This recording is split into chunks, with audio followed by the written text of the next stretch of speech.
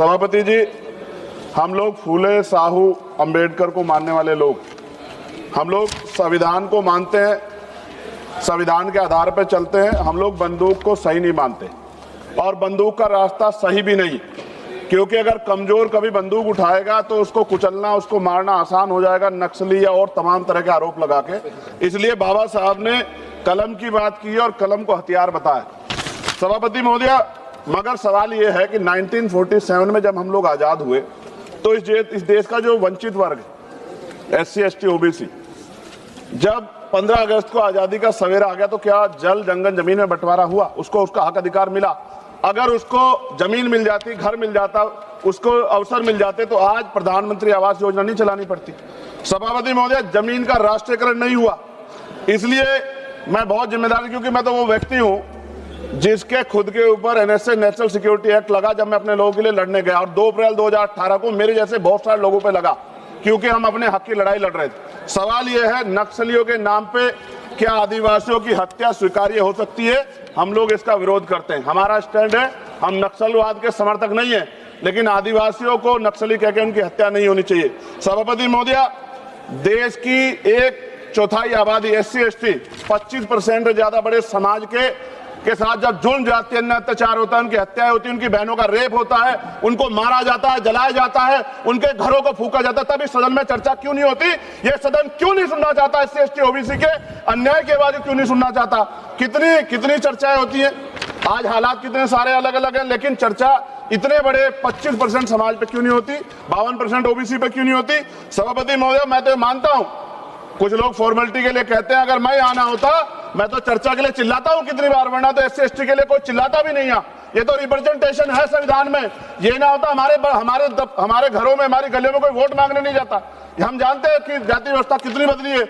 और एक हमारे सज्जन कह रहे थे कि जाति व्यवस्था की वजह से एक दलित ने छोड़ दिया नक्सलवाद को, लेकिन सवाल यह है, बाबा साहब अम्बेडकर ने भी ये धर्म छोड़ा था क्योंकि यहाँ जाति व्यवस्था खाई है, ऊंच नीच का भाव। सभापति महोदय, हमारे सम्मानित एक भाजपा के सांसद जवाब दे रहे थे बड़ी चिंता के साथ। सभापति, बहुत इंपॉर्टेंट है, आप सुनिए, बहुत इंपॉर्टेंट है ये।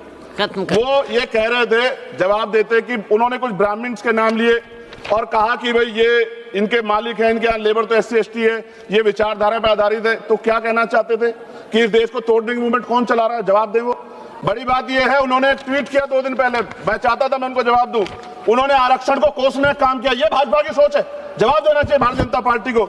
सभापति महोदय, मैं 1000 से ज्यादा जवानों की जान गई है 2010 से लेकर 23 तक।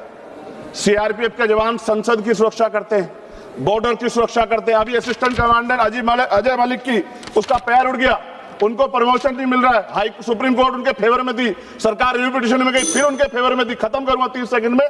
सभापति महोदय, फिर भी बिल आ गया। मैं ये पूछना चाहता हूं, क्या एक CRPF BSF जो CAPF के हमारे जवान है, क्या उनकी शहादत नहीं है?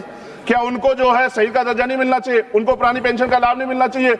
उनको सभापति सुविधाएं नहीं मिलनी चाहिए? सम्मान नहीं मिलना चाहिए? और अंत में सभापति महोदय, इस देश में जवान शहीद होता है, उसको शहीद का दर्जा मिले, उसको सम्मान भी, लेकिन देश की सुरक्षा करते हैं। हम तो सम्मान करते सेना का।